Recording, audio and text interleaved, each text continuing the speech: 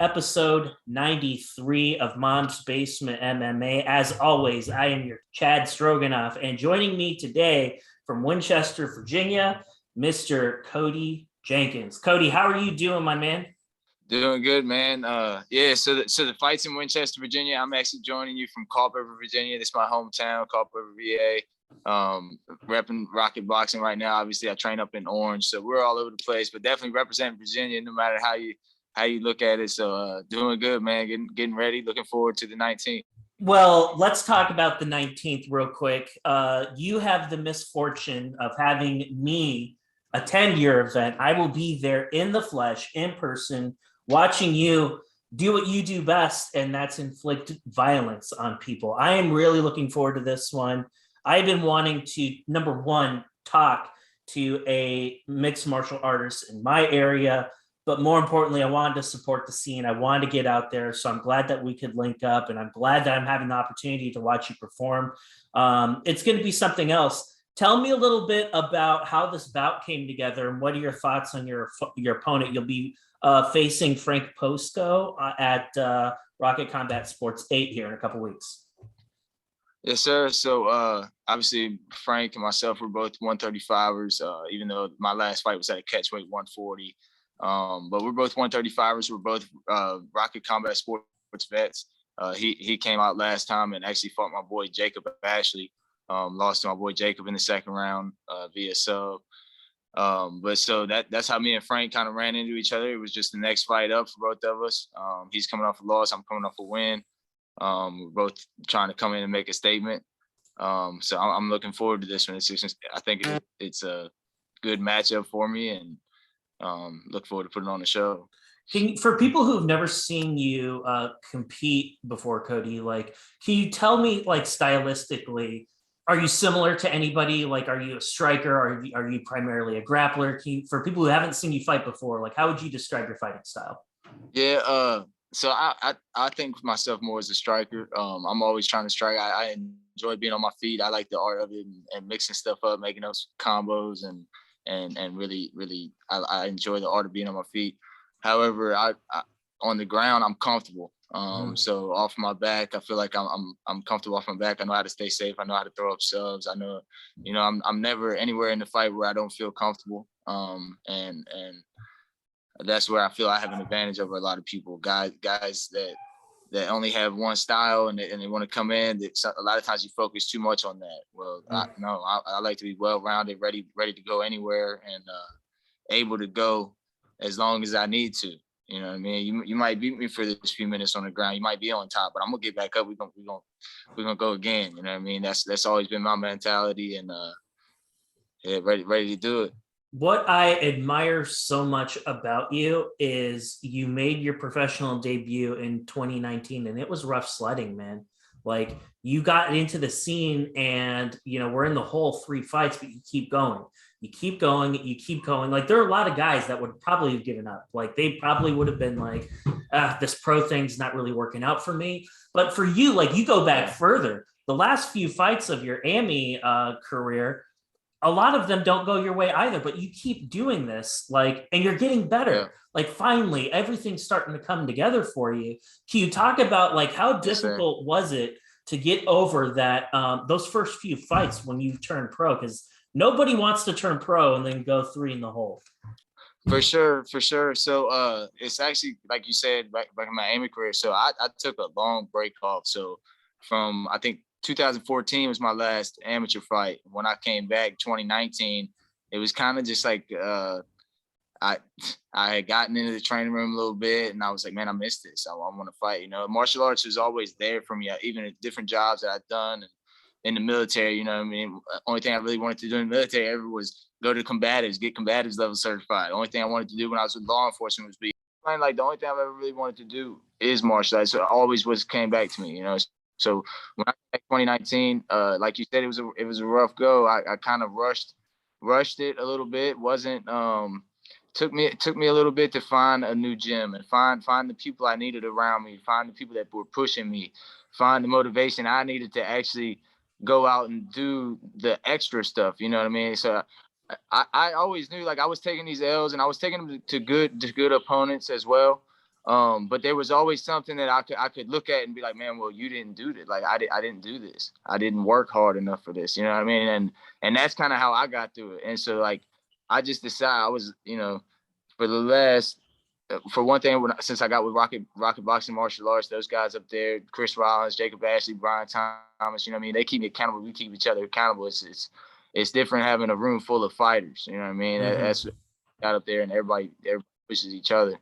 I know now, like I put in the work, and I feel like when I put in the work and I'm confident that I've done that part, my skills and my ability are there. So I think that's been the big difference in just realizing like, okay, you can't have excuses for it. You got to look at something and be like, I can fix this. And that's difficult to do because just having that sort of belief in yourself and to keep going, know that, you know what, like this isn't my best me. I know there's something more and I have to keep digging. And you being stubborn and not giving up, I think is a great thing. You have to have a thick layer of skin in order to compete at the level that you're competing at. And for you, you don't have a lot of fights under your belt, but you've been doing this for a long time, man. Like, I think that's something that's really unique about you. Like, yeah, you took a gap, but you're still a young dude. Like, you're still a young guy. You're in your athletic prime right now. Tapology says you're just getting ready to turn 30. So that's like the prime time to like put together a run. You got a good like 7-8 years where you could do this at a very competitive level. Now, when you think about the shot clock and when you think about just kind of like just now entering your athletic prime, like what are some of your goals that you would like to hit on this year and then beyond? Yeah, so for this year, obviously right now my main focus is February 19th. I don't like looking past that really, you know what I mean? I like to just focus on that and take out Frank. But for 2022, I want to stay active. I want to be active. I'd like to get a few fights in this year, and really just continue to grow, continue to be smart, listen to the people that I have, listen to my team, listen to my coaches, and just kind of continue to go uphill. Like you said, I just turned 29 actually. So yeah, I took those years off, and I do in a way feel like, okay, I gotta catch up. You know what I mean? But I gotta be smart. I gotta listen, and that's one thing I've never been real good at either. You know what I mean? I'm a fighter too. So like, a lot of those fights I would take and be like, man, yeah, sure, I'll fight. You know what I mean? It didn't matter I was or not. You know what I mean? And that's just kind of how it is. But having a team, that's where I feel is really important for these guys. Like, you got to have a team. You got to have people around you that can keep you in check. Man, like I know you can fight. We all know you're a dog, but you shouldn't take. You know what I mean, you should be smart, and that's what I have now, and I'm super appreciative for that. So, with a win over a guy like Frank, that'll give us. We're out of the red right now. We're on a 3-win streak, and what's interesting about that is when we get back to 500 and you're on a 3-fight streak, now all of a sudden I feel like you have another like layer or another door opens for you, and the types of fights that you can get they broaden significantly once that happens for you. For sure, and that's just it's just part of the process. My job is to stay the course, to stay for those fights, to stay ready for those opportunities. And that's what I plan on doing. So when you have some familiarity with your opponent, he has fought in the promotion before. You are well known in this promotion. There's going to be a lot of people, including myself, that are coming out to watch you, man. And like when you think about all that, like there's gonna be a lot of people at this thing, man. Like a lot of people are coming to watch you fight, specifically you. And when you think about all this, and you're fighting against a guy who hasn't won a fight yet professionally, some might even say like there's pressure on you for this one. Like a lot of people are going to call you the favorite, and the expectation is you're going to win. And when you fight a guy like Frank, YOLO, man. If you're Frank, it's like, I got nothing to lose, man. Nobody thinks I'm going to win anyway. I'm going to go out there. I'm going to, you know what? Punch his chance, man. I'm going to see if I can make something happen. So for you, it's like, this is kind of a risky fight in a way, because if you beat this guy, you can't really flex too much because people are going to be like, oh, Cody, you're supposed to beat this guy. You don't beat this guy. Now all of a sudden it's like, dude, What happened? You were on a 2-fight streak. This guy had one. What gives? So do you feel a little bit more pressure for this fight compared to maybe some of your others? No, I don't feel any more pressure. I try not to focus on that a whole lot. Like anybody that steps in, it presents problems. I try not to focus on who's the favorite, whatever. And just focus on, okay, where does this guy present problems? Where am I better? And just go into every fight like that. You know what I mean?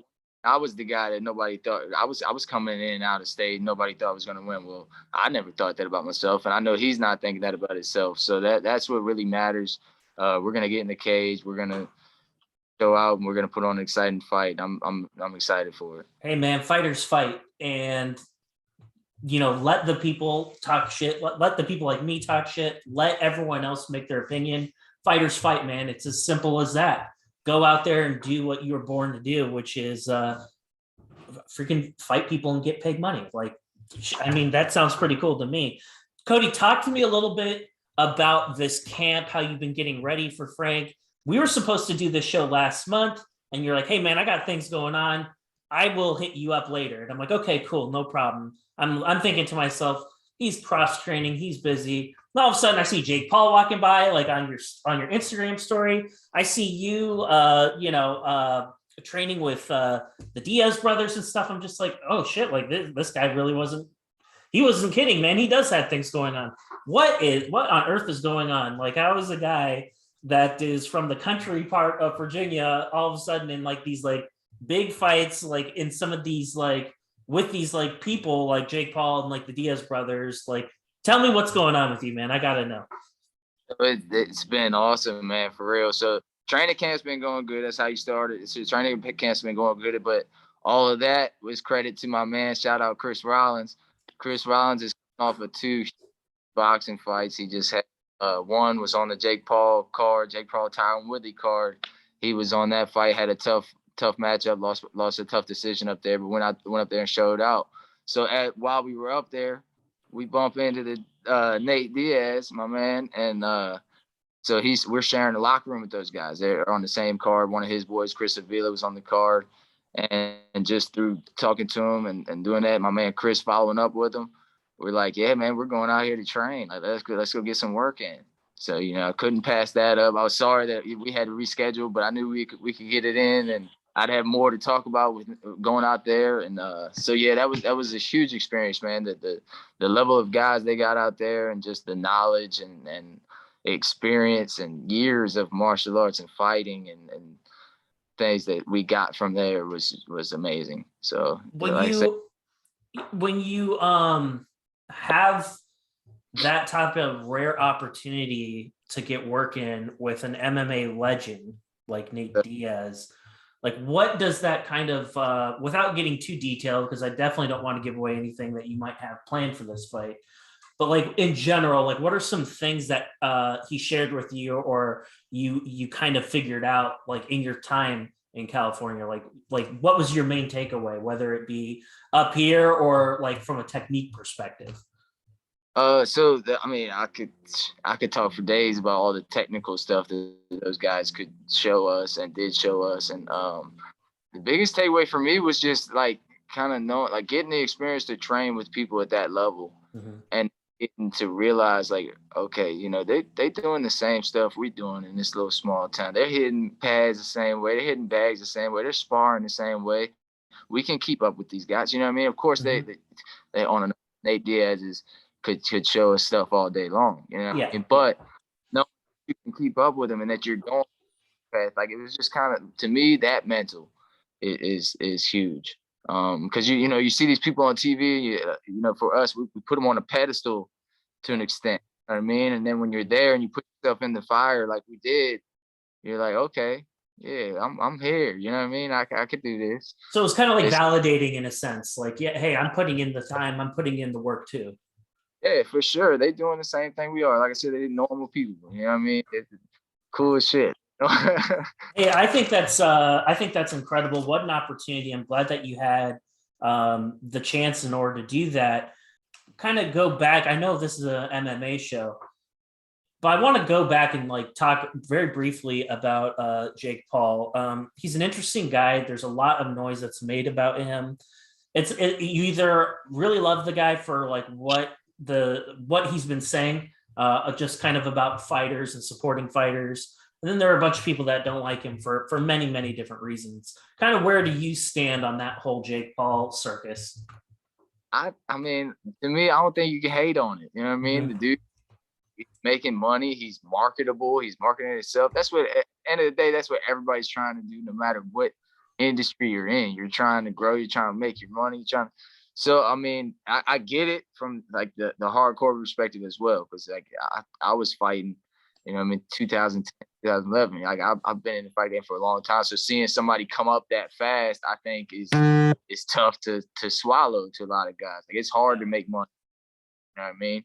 But he figured it out. You know what I'm saying? And he's bringing others along with him too. So it's like, to me, you can't hate on it. You know what I mean? But for sure. And then the other thing is like people act like Jake Paul can't box. Like this fool can box. Like he's got all the money in the world. He's been doing nothing but boxing training for the last 4 or 5. You know what I mean? Like you get better. It's not like you don't get better. You start training, you get good. You know what I mean? People, I think, got just And he has money, so YouTube. he could do it 8 hours a day, no problem. Yeah. You know what I mean? So it's not like he can't box. And like I said, I think there's a market for that. You know what I mean? You have you brought up something I kind of want to go back to. You talked about fighting for a long time, and you've been doing this since like 2010, 2011, and you're part of like that. I'm not going to say last generation, but there's a new generation of fighters that are coming up right underneath you, and these guys are 18, 19, 20 years old, and they're in this like new environment where we have podcasts now. Those didn't exist when you first started. Everyone's got a smartphone. Everyone's got Instagram. Like all the things that you need to do to promote fights has gotten it's gotten a lot easier. Can you go back and talk about like how hard it was like when you first started to like get people interested in you as a fighter to watch your fights? Oh man, it's still super hard. You know what I mean? Because there's a lot of people that just can't relate to it. To be honest with you, that's why I'm like, you know, we all got our own little way of living, our own we do. So like, you expect people to be able to relate to that. But like I've noticed most people can relate to, well, why you want to go get punched in the face? Like I don't want to go see that. You know, so like, and it's you had that small group of people that can relate. That it's easy to, okay, hey man, I'm fighting here. You know what I mean? But without a platform like you're speaking, like now we have, it was, I mean, it's crazy. It's word of mouth, you know what I mean? In a small town of Culpepper. And it's like, well, one of the other things though is like also MMA wasn't anywhere near as popular back in 2010, 2011. Like, don't get me wrong, like people have heard of it, yes, but like there was no like streaming stuff. It was like, you want to watch a fight? Every once in a while, they might be on like ESPN or ABC or something like that. But for the most part, it was pay-per-view, man. Like that's how you had to like watch this sport. And now it's way more mainstream. Bellator is like out there. It's operating, it's doing its thing. We got UFC Fight Pass. We're able to watch like regional promotions with my remote control. I could sit on my couch, dude, and I could watch fights anywhere in the world. Like with technology, it's made life so much easier. And in a way, I feel it's almost kind of giving people opportunities, right? Because if you can market yourself, put yourself out there on social media, make a bunch of connections, that's what this business really is all about. It's about leveraging relationships, right? sure. Yeah, for sure, man. And it's important that, like, you say that, because it took me a long time to realize that I'm not a huge social media guy. Like, I never was a long time. Like, up until I started fighting again, really, and until these last, like, the years, so I wasn't on social media like that. You know what I mean? But like you're saying, if you're trying to really make this a career and you're trying to be an athlete, like, you're not getting paid that much to fight, man. So you gotta stuff to make money. And like, so that one thing is being active on social media. People like that. People, um, one thing I do try to do is stick to all positives. I think that's important with social media. I think, you know, I still am like that. I try to post positive stuff that I feel is helping people, stuff, you know what I mean? Yeah. things like that. But yeah, for sure, I think it's grown as far as the popularity of our sport. I mean, and I love that. I love that. Well, it's people like you though that have like paid the way and like have like paid the price to bring the sport to elevate it to what it is.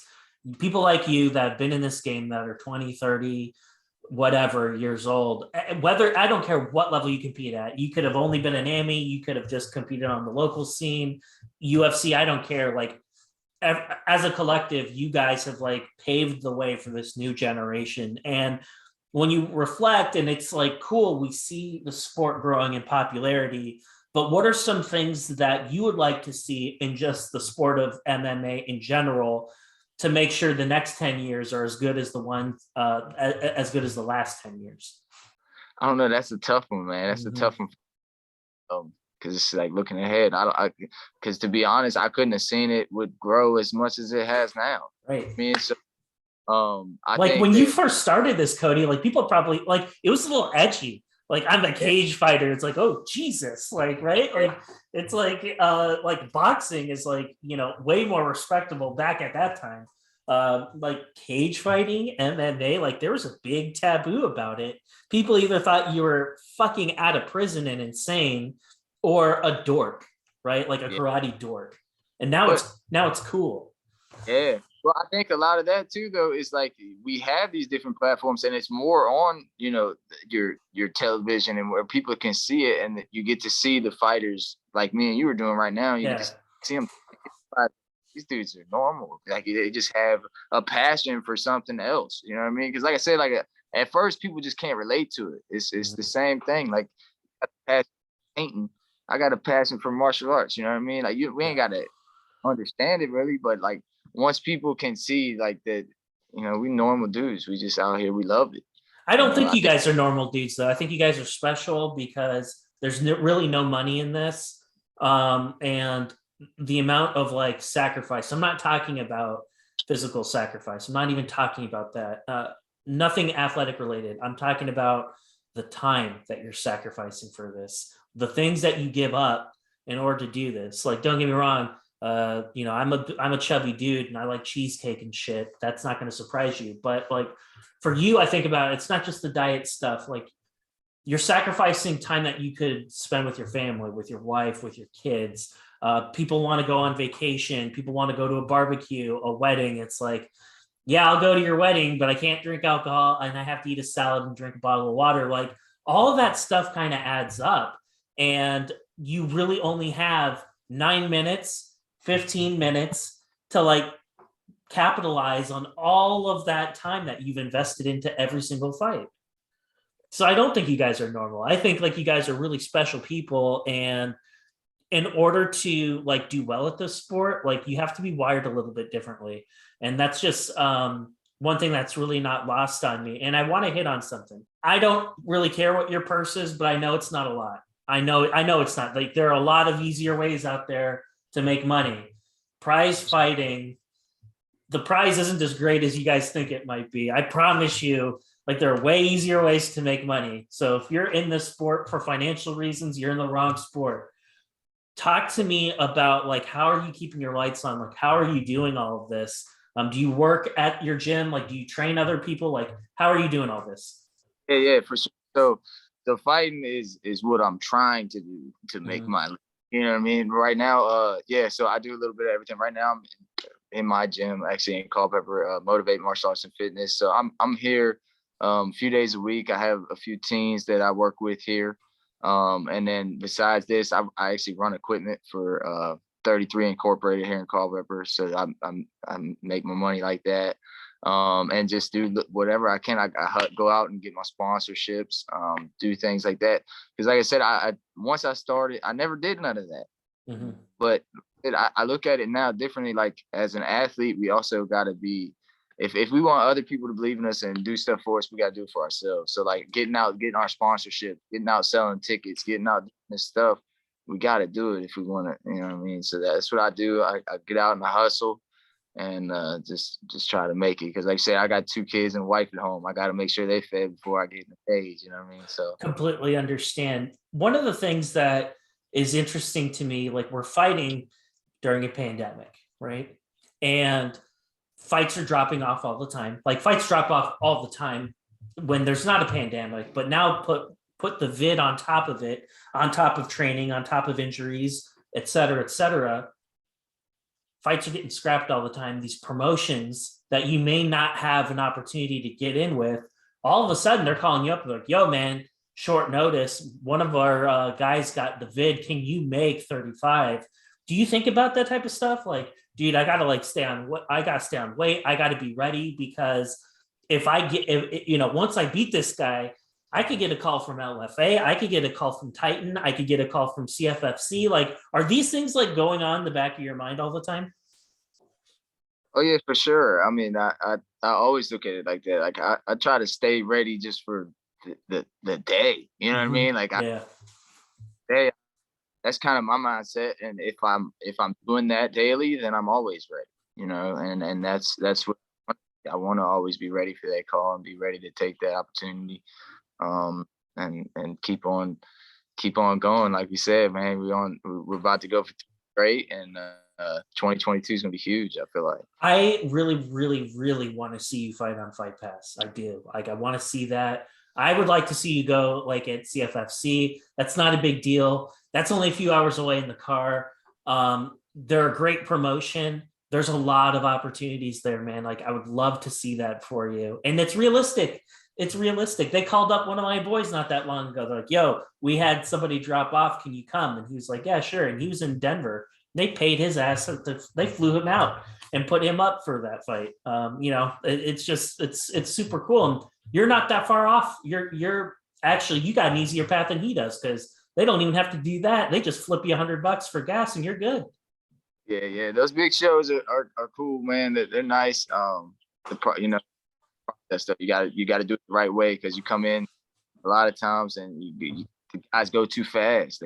They get up there, come in and they don't really know what they're getting set up for. So you got to be smart too. Like you said, especially I'm 29. I am at the age where I gotta start moving forward. So you got to be smart. You got to take good fights, and plus Rocket Combat Sports, we growing that, man. We're gonna be on Fight Pass for too long. So ready for the opportunities and take them as they come. Be smart about it. Talk to my team, and I'm always ready to go. Like I said. Dude, I'm ready to go. I am pumped for this freaking fight, man. I want to watch you knock this guy out. No offense, Frank, if you're listening. I'm sure you're a nice guy, but Cody's my boy, and you got to win, man. Like, I want to see blood. I want to see violence. I want to see people sleeping, and you're going to do it for me. I have faith in you. You're not calling your shot. I'm calling the shot. I want to see this guy sleeping, man. I do.